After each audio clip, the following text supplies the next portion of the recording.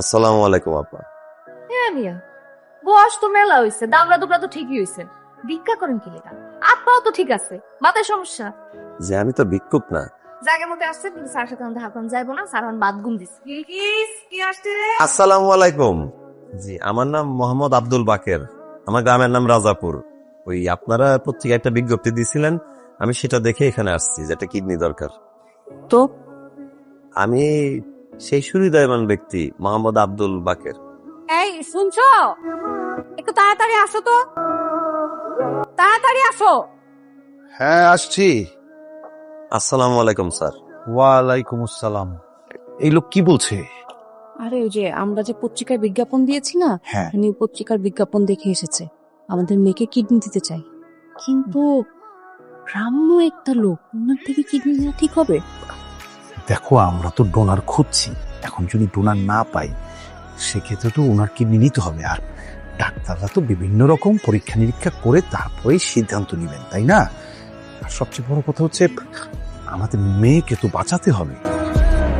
তবু গ্রাম্য একটা লোক, যাই হোক শুনো না, প্লিজ ডাক্তারকে একটু ভালোভাবে রিকোয়েস্ট করে আসবে যেন সব পরীক্ষা নিরীক্ষা একটু ভালো করে করে। আচ্ছা, আপনি সব জেনে শুনেই তো এসেছেন, তাই না? জি স্যার, আমি সব জেনে বুঝে পড়ে তারপর এসেছি। এই বিলকিস, বিলকিস। জি স্যার। আচ্ছা, ওই স্টোর রুমটা একটু পরিষ্কার পরিচ্ছন্ন করতে হবে। উনি স্টোর রুমে থাকবেন, আর উনি যদি কিছু খেতে চান তাহলে ওনাকে খাবারের ব্যবস্থা করে দিতে হবে, ঠিক আছে? হ্যাঁ, আর ওই অচেনা মানুষ একটু সাবধান। হ্যাঁ, আমি দেখতেছি, টেনশন নিন না স্যার। হ্যাঁ মিয়া, ঢাকা শহরে কি কামড়া বা পড়ছে? হ্যাঁ, আত পলার দামড়া বেটা আইছেন কিডনি বেচা খাইতে। সি সি সি সি সি সি। হ্যাঁ।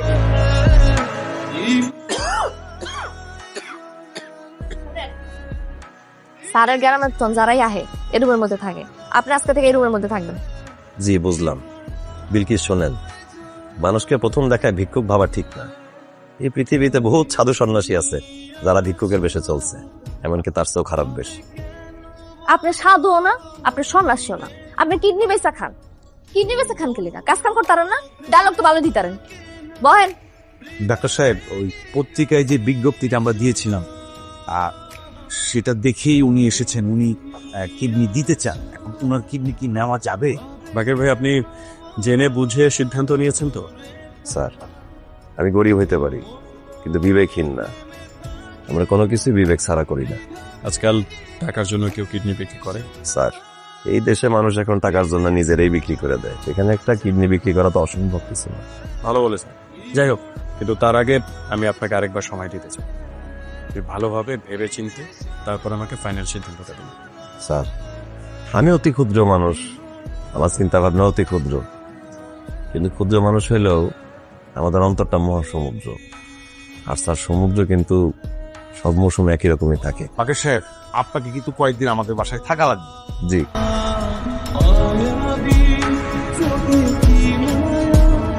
তাই তো বলি, টেবিলে ফল রাখলে উধাও হয়ে যায় কেন? আমি আর এতদিন বিলকিসকে সন্দেহ করতেছিলাম। আমি তো মাত্রই নিলাম। ধরা পড়লে সবাই সাধু। এই যে ধরেন,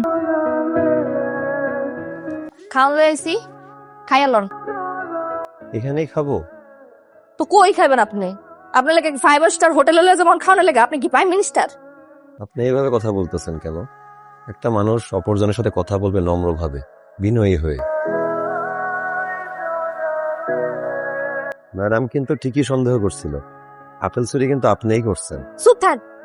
চুরি করছি কি? হ্যাঁ, গায়ে গোতরে খাটি না কেলে খাটি, পেটের লেগে তো খাটি।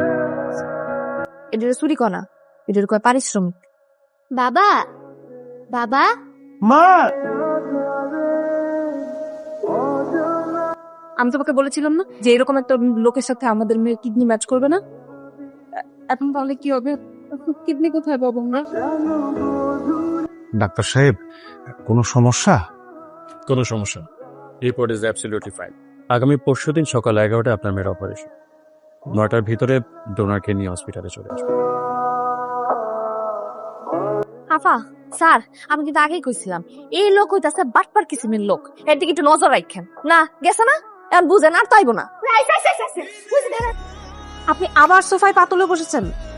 দেখেন, সোফার জন্মই তো হয়েছে মানুষ এখানে আরাম করে বসবে, তাই না? আপনি আপনার রুমে যায় বসেন, যান। ঠিক আছে, তাহলে আমি একেবারেই চলে যাই। চুলও নাই, খুশকিও নাই, ঝামেলা শেষ। না না না না, হ্যাঁ আপনি যাবেন না। আপনি যদি চলে যান তাহলে আমার মেয়েকে কিডনি দিবে কে? কিডনি কি এত সস্তা? আমার কিছু সহজ শর্ত আছে, আপনারা যদি আমার শর্ত মেনে নেন তাহলে আমি একটা কিডনি দিব, আর যদি শর্ত না মানেন সরাসরি উপকূল এক্সপ্রেস ধরে রাজাপুরে চলে যাব। দেখেছো, আমি তোমাকে বলেছিলাম না যে ওনার নিশ্চয়ই কোনো মতলব আছে। মতলব ছাড়া কি কেউ কাউকে এমনিতেই ফ্রিতে কিডনি দেয়? শুনেছো কখনো? শর্ত বলা যাবে না, বলতে পারেন দাবি আর কি। এই শহরে আসছি, একই ধরনের পোশাক পরতে পরতে শরীরে চুলকানি হয়ে গেছে। আমারও তো মনটা চায় নতুন পোশাক আশাক পরে একটু ঘুরতে। আর তাছাড়া ঢাকা শহরে এসেছি, ভালো মন্দ খাওয়া দাওয়া করারও খুব ইচ্ছা হয়। এই ধরেন সকালের নাস্তায় সিদ্ধ রুটি, 2টো ডিম, 1 গ্লাস খাঁটি গরুর দুধ, আরো আছে দুপুরে ইলিশ মাছ ভাজা, দেশি মুরগি এবং গরুর মাংস আমার চাই, সাথে 5 পদের ভর্তা, এবং খাওয়া শেষে 2টা সানান মিষ্টি হলে ভালো হয়। আপনি আমাদেরকে এইভাবে ব্ল্যাকমেইল করতে পারেন না। টাকা পয়সা স্বর্ণালঙ্কার তো চাই নাই, একটু ভালো মন্দ খাইতে চাইছি। এটা দিয়ে তো আমি ব্ল্যাকমেইল করতেই পারি। আচ্ছা ঠিক আছে, আপনি যা যা চাচ্ছেন আপনি সেগুলি পাবেন। মিয়া, হ্যাঁ আপনিও তো, আমি যত বেকুব ভাবছিলাম আপনি তো অত বেকুব না।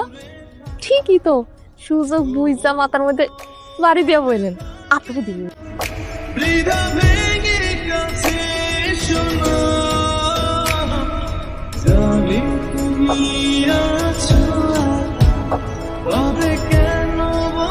কি সুন্দর রুম, নরম বিছানা, একটা নবাব নবাব ভাব আসছে। শান্তি। আপনি যা যা শর্ত দিয়েছিলেন আমরা সব শর্ত পূরণ করেছি। আপনি যা যা চেয়েছেন সব আপনাকে দিয়েছি। আগামীকাল অপারেশন। অপারেশনের কথা আমার কেন বলতেছেন? আমি তো আর ডাক্তার না। ওমা, আপনার অপারেশন আপনাকে বলবে না? কিন্তু আমি তো কিডনি দিতেছি না। আপনি কিডনি দিচ্ছেন না মানে? ফকির সাহেব, এসব আপনি কি বলছেন? দেখেন, অনেক ভেবে দেখলাম, ডাক্তার যখন ক্যাচ করে আমার এই অঙ্গটা কেটে ফেলে দিবে, তখন আমার কি অবস্থা হবে আপনি একবার ভাবেন। বাসি কি মরি তারই তো ঠিক নাই। বাকের সাহেব, এসব কথা বলবেন না প্লিজ। আপনার কিডনিটা যদি ট্রান্সফার না করা যায় আমার মেয়েটা বাঁচবে না। আচ্ছা ঠিক আছে, কিডনি দিতে পারি, তবে আমার একটা শর্ত আছে। আচ্ছা আপা, আপনার কি শর্ত বলুন, আমরা শর্ত মানবো। দেখেন, আমার কিডনির টাকা আমার অগ্রিম দিতে হবে। অপারেশনে তো আমি মারাও যেতে পারি, তাই মারা যাওয়ার সময় আমার টাকা আপনার কাছে রেখে যেতে চাই। ঠিক আছে, আপনি ওই আপনার রুমে যান, রেস্ট নেন, টাকাটা আপনার রুমে পৌঁছে যাবে। কে সাহেব? জি বল।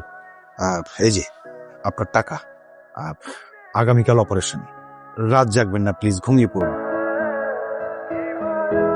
আফা, আফা ভাই, বাকি সাহেব তো নাই। ও আফা, আফা, ও সাদ। নীলু, এই নীলু, বাকের সাহেব তো মারা গেছেন। মানে মারা গেছে? তোমাকে আমি আগেই বলেছিলাম যে তুমি টাকাগুলো দিও না এখন। না, মরে নাই, কিন্তু জানতে পারছি। হ্যাঁ? ওই যে টাকা পয়সা দিচ্ছে না, উঠিলে বাক্স। আজকে অপারেশন, এখন কি করব আমি? ডাক্তার সাহেব। কি ব্যাপার, আপনারা এখন আসতেন? ডাক্তার সাহেব, একটা বিরাট দুর্ঘটনা ঘটে গেছে। আরে ওই যে বাকের, গতকাল রাতে বাকের বলল যে কিডনির পুরো টাকাটা অ্যাডভান্স করতে হবে। ওকে রাতেই সব টাকা পয়সা বুঝিয়ে দিলাম, টাকা নিয়ে রাতেই পালিয়ে গেছে। একটা মানুষ এত খারাপ হয় কিভাবে? আমার বাচ্চাটার কথা ভাবলো না। ও মানুষটা, ও একটা অমানুষ। ঋষভ সকালবেলায় চলে এসছেন, আপনার মেয়ের সাথে গল্প করছেন।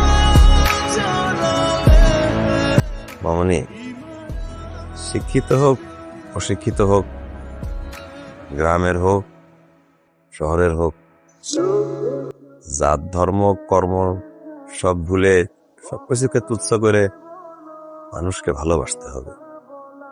পৃথিবীর সব সৃষ্টিকে ভালোবাসতে হবে। ভালোবাসার মতো শান্তি পৃথিবীতে কিছুতে নেই।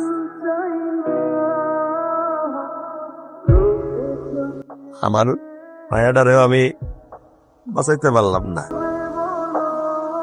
কিডনির কারণে মারা গেল। ওর 2টা কিডনি নষ্ট হয়ে গেছিল। ডাক্তাররা কইছিল একটা কিডনি হইলেই আমার মেয়ে বাইসা যাইত, কিন্তু মা বাবার কারো কিডনির সাথে তার কিছুই মিলানো গেল না। মায়েরা বাঁচাইতেও পারলাম না, সেই চোখে পাথর হয়ে আমার স্ত্রীও মারা গেল।